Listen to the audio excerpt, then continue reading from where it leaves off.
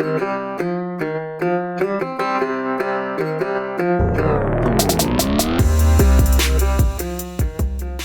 up, everybody? It's Dan, Binder Boneyard, coming at you from the office. It is a kind of dreary October day. It's good to be back. I know there was a big gap there where we were doing a lot of stuff. If I sound extra sultry and sexy, it's because I'm coming off of a chest cold, something or other I picked up when I was south of the border. So yeah, for your listening pleasure. Got a lot going on. Trying to catch back up from being gone. Probably this episode, I'm going to just go into our Mexico adventures. It's not going to be a lot of technical talk this time. It's going to be a lot of rambling and droning on and storytelling. So if you're here for technical advice, I apologize. But anyway, been gone for a while. So first part of October was the Nora 500. It was a loop race, 2-day loop race out of Ensenada. So I went down to Ventura to the race shop with Sean and the other Anything Scout guys that work there, and help get the car final prepped, get all the spares dug out, all the tools lined up, all of the parts and pieces that we need for racing. Also, this time was special because I got to bring Josie. She doesn't normally go on these kinds of trips, but her birthday was that weekend, and for her birthday, we organized a trip. So she was coming along. So this time we took the green Forest Service crew cab travelette with the service bed and the chase rack and all that. And put the rooftop tent on the service bed. And then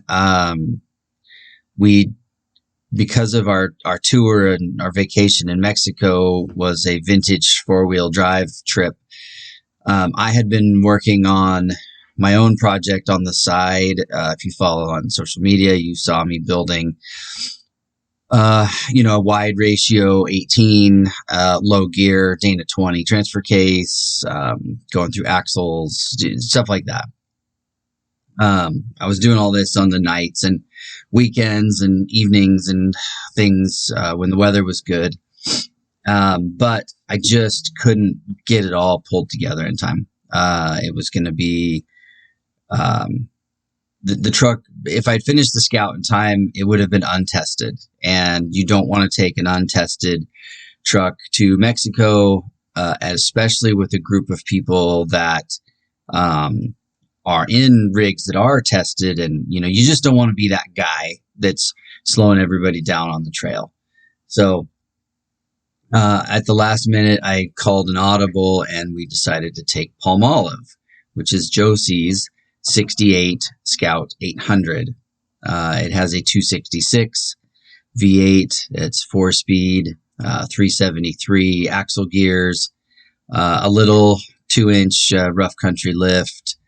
We did do power steering on it a while ago, but otherwise it's pretty stock, drum brakes and all that. So, I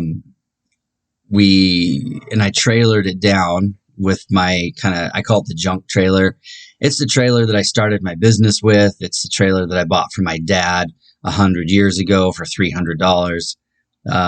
It's a 7,000 pound axle car trailer, but it's 14 feet long, and the, deck's falling off of it, and it looks like hell.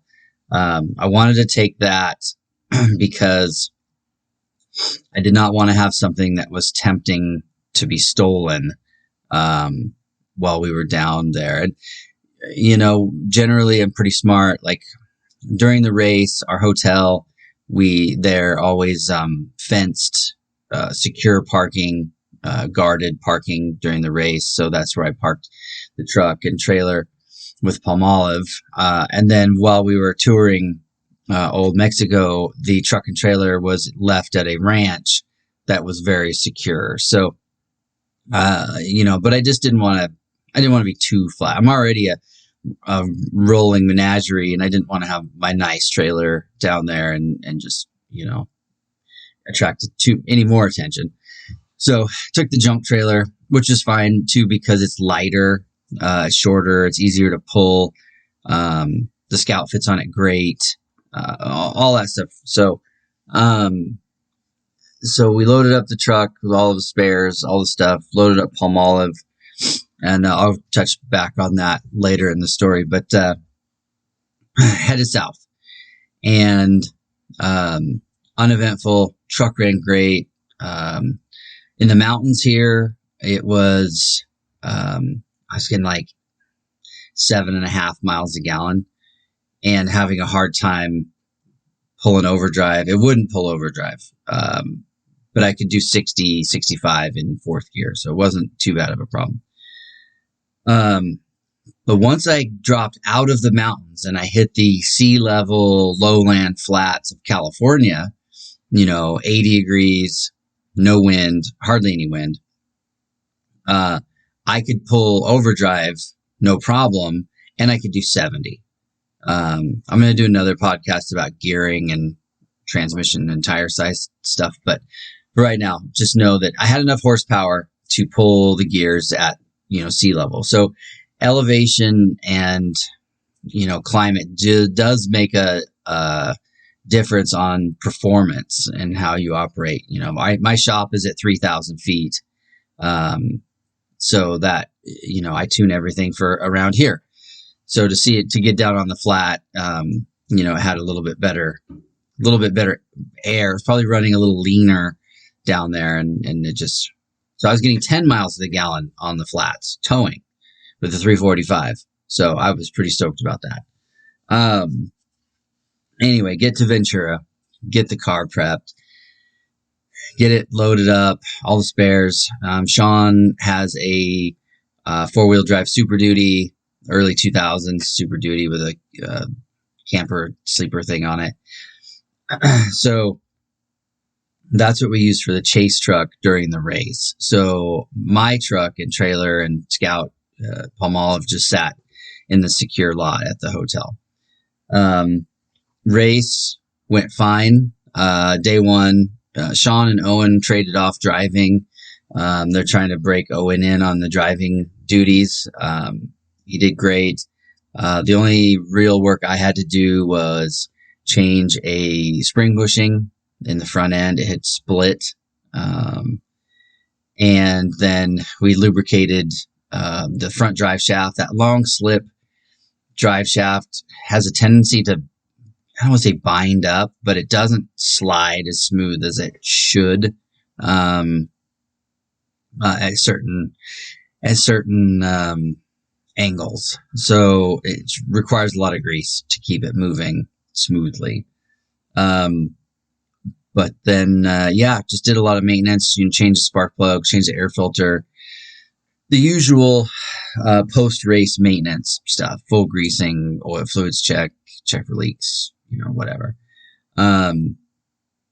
Day two, also good. That was a beach day. Left from the beach, finished at the beach. Finished at Horsepower Ranch. So was that Horsepower Ranch? No, I'm sorry. Finished at the beach. So anyway, did good. First in our class, finished good, finished strong, truck ran good. So now the race car is going down for some, pretty heavy duty upgrades and a full prep. Like it's getting a whole new rear end. The rear end that's in there is, pretty wore out. The ring gear is actually moving around on the spool. Things like that. So it's getting a whole new everything. I think the front is getting replaced also. New springs, just the works is happening because we're racing the Mint March, early March. We're racing the Mint 400. So if you're near Vegas, come check it out, come say hi. And then we're doing the 1,000 in April, and then the 500 in next October. So the car needs a whole new once over. So racing was good. We stayed in a different hotel, the San Nicolas, which is new to us. It was good. We enjoyed it. Very racer friendly. Very happy to have our business. That's always nice. So race was over. Everybody left and headed home. Josie and I filled up the truck and headed to our first night of our slow Baja tour. And that was this ranch south of Tecate called Rancho Bellota. And it is in the middle of nowhere. You take miles of terrible gravel road, and you can't, some of it's not gravel. It's just like big stretches of softball size, baseball size rocks that enough people have driven over the years that it starts to look like a road. You can see a path, but it is rough. And I'm towing the Scout. I didn't want to unload it because I kind of, like, a little piece of me didn't know what we were getting into. And I felt more secure towing in rather than like unloading the Scout and then driving ahead and seeing what it is. Because this is a ranch. They have a lot of cows, a lot of horses. They have stock trailers. They have trucks. Like, if they can get a horse trailer down there, then I know that I can get the green truck. That T34 has a super low first gear. I have, low range 4-wheel drive, 35-inch general grabbers. The trailer has brand new tires with excellent brakes. Like, I knew mechanically that the truck, that we could get there. It just, so I just didn't stop. So just shifted into low range and climbed some hills that were very aggressive. Learned, I had forgotten that, if you have a D series, there's a crazy linkage to operate the clutch. So, there's like a rod that comes off the pedal and it hits this pivot bar on the head of the motor. And then that operates another pivot that then throws the clutch arm. Well, when you start twisting the body up and the frame and you're really really articulating and flexing stuff, it actually disengages the clutch ever so slightly. So if you're in you need a little bit of momentum to get you through some of the twisty, bouncy stuff. Otherwise, the clutch starts to slip. And when you're going uphill, dragging some weight, the last thing you want is for the clutch to let go a little bit. So, and I was noticing that early on some of the climbs. I was like, what's that noise? And I could feel it like lose thrust, like lose forward momentum for just a second. And I was like, oh, like the tires aren't spinning. That's the clutch letting go. And it's a brand new 12-inch Rockford, like it's a legit clutch. So I know it's not just a worn out clutch slip. Like it was the body flexing. So that was a little bit concerning, but anyways, we get up there, get to the ranch finally, which was, gnarly getting into, beautiful place, completely off grid, of course. A little bit of a dude ranch, but it's definitely a working ranch. They've got some cabins that you could stay in and, very hospitable, beautiful Mexican Spanish place. So, and then from there we met up with the group, all kinds of different vehicles, Land Rovers, Land Cruisers, Broncos, Jeeps, all kinds of stuff. Very eclectic mix of people, including a Porsche. that did the Peking to Paris rally, which is like 8,000 miles. He showed up and then promptly broke his motor. So they had to park the Porsche, and then he had to ride along with other people through the rest of the trip. Nice guy named Kurt. So anyway, from there, had a wonderful dinner, whatever. We camped in Palmolive. We built a platform with a hinged section so that when the tailgate is down, you flop the hinge part out, and that's where your feet go. So we had a foam mattress and bedding on that. So when it was time to set up camp, all you did was, flop your foot part out, throw your foam down, and your bed was already made, which was very nice.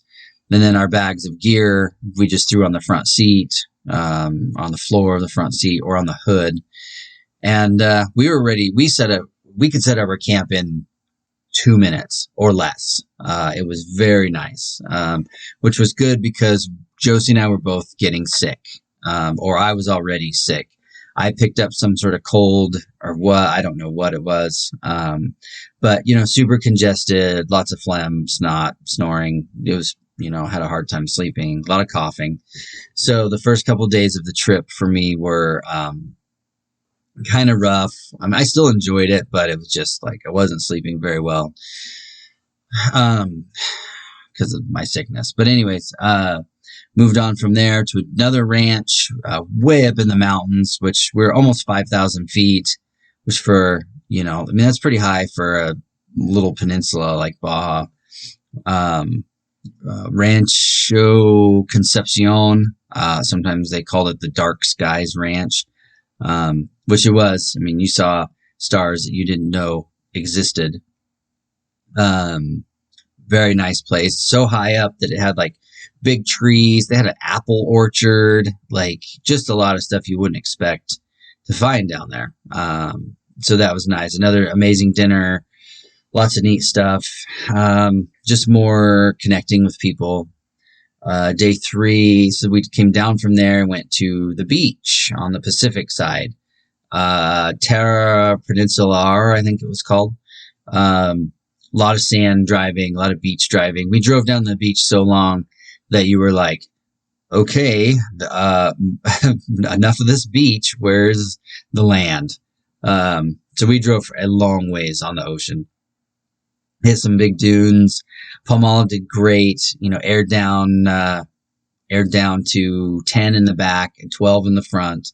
I had swapped on some old pit bull rockers that a customer had abandoned here, and they work great. Super chunky, real knobby. I wasn't worried about them on the rough gravel roads and hitting stuff. They were good.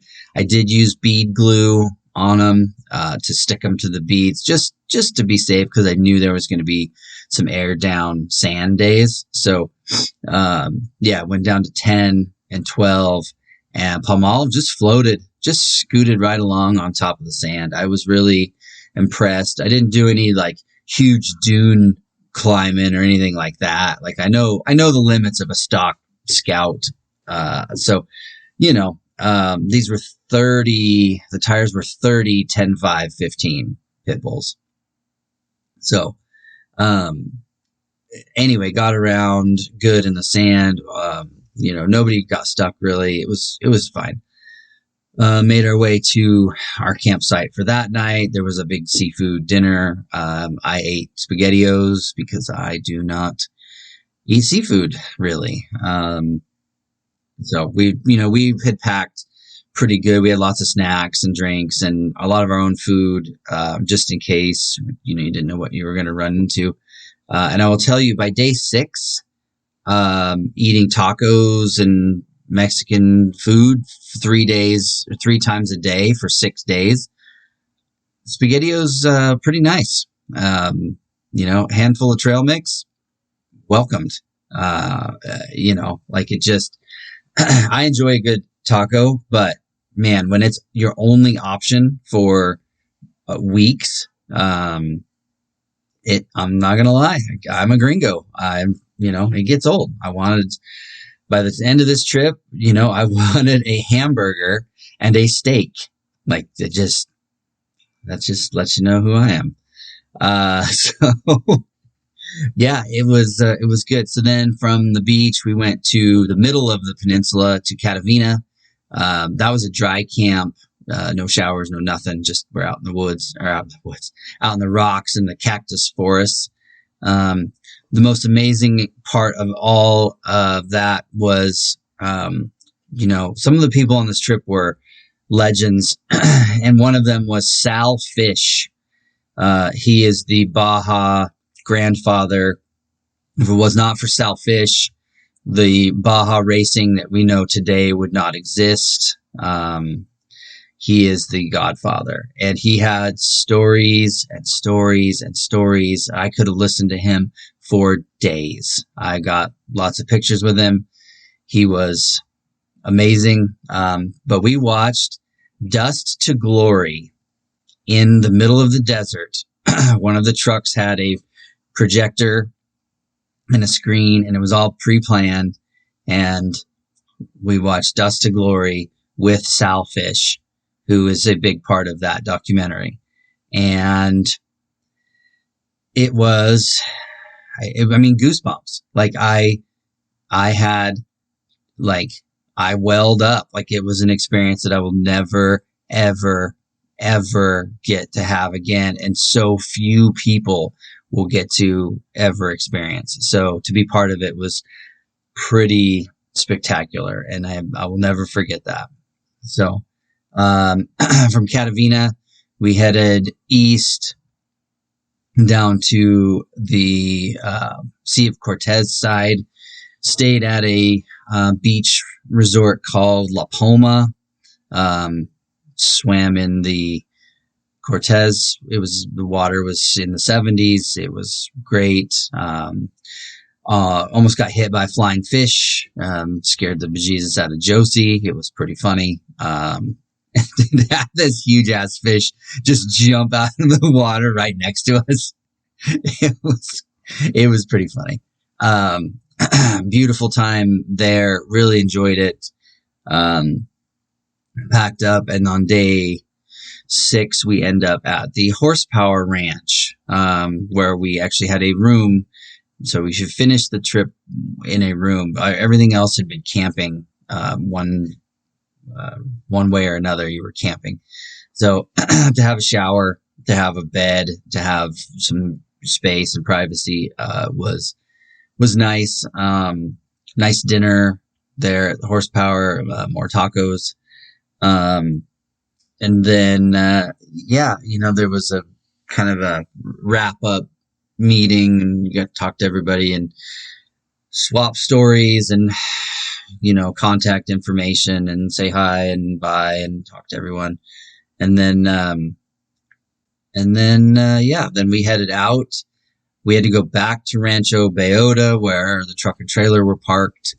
And the adventure-y part of this was I had worked out a deal with Kurt that I was going to tow his Porsche to the border, because Palmolive is a runner, driver, street legal, everything's fine. So, Josie could drive Palmolive to the border, and then I could tow Kurt's Porsche, because the Mexican tow company that was going to tow it wanted like $1,000 US to haul it to the border, which was 45 minutes away. Where the Rancho Bellota is only once you hit the highway, it's 45 minutes to Tecate. And so, he was like, screw that. So I told him that I would do it for half as much. And so, I did. We loaded the Porsche onto the trailer and towed it to, Tecate, crossed the border with no issue, which was opposite of what our crossing the border into Mexico was like. That was a struggle. But, so get him across the border. The Tecate crossing was the fastest I'd ever crossed the border going home. and it still took 2 hours. But anyway, get across, got Kurt unloaded at a parking lot, and then loaded Palmolive on the trailer. And then the first place that Josie and I went was a mini mart to get a fountain soda with clean ice in it. And then we went to In-N-Out because I needed a hamburger and she needed a hamburger. And so, yeah, that was quite the adventure. The phone, I left the work phone off the entire time. My phone was off for most of the time. We had changed all the recordings, the voicemails, the store messages, everything to let people know that we were gone. But my mom was coming down and handling some of the shipping anyways, just so that we didn't come back to 9,000 things to ship, and a bunch of angry people. Still came back to angry people, but that's pretty standard these days. And I figure if people are angry while I'm here, they can be angry while I'm gone. I haven't had a real vacation. Everybody thinks that these trips I take, is some sort of vacation. And, when I'm working on the race car, it's not a vacation. I'm up until 1:00 in the morning working on these things. I'm driving the chase truck. I'm stressed. I'm working on the truck every time it comes into the pit. It's not a vacation where I can just do whatever I want. So this trip, the second half of this trip was nice. Got to actually relax and take some time with Josie. And so that's good. So now we won't be taking another trip. No vacation, no nothing. I mean, I have to deliver some rigs, this month and next month, but not going to nationals, not going to Western regionals, not going to fall rally, not going to, I'm done traveling. The only reason I'm going to travel is for delivering completed jobs that have already been arranged, or something of that sort, but no, weekday trips. There's just too much to do. So anyway, that was a quick and dirty breakdown of our trip to Mexico and our adventures down there. So hopefully you enjoyed it. Thank you everybody for listening, for following along. I appreciate all of you.